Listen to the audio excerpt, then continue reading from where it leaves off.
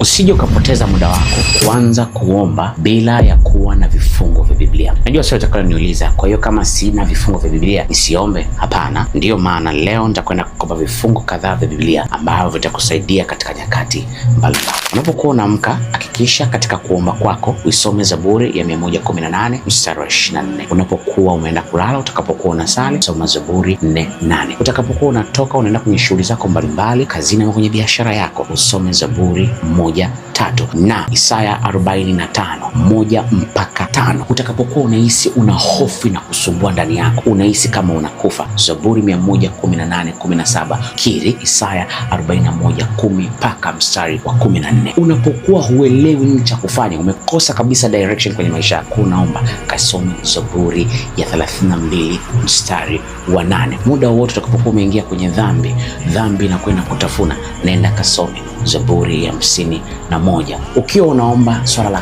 kazi ama unatafuta chanzo cha kipato, hakikisha unasoma Isaya 3:10. Hivyo ni vifungu kadhaa tu ambavyo unatakiwa kuvijua. Kawaida wewe kama Mkristo, ni aibu wewe kama Mkristo unapokuwa unaomba kutokuwa na vifungo vya Biblia. Maombi sio guesswork, maombi ni mkakati.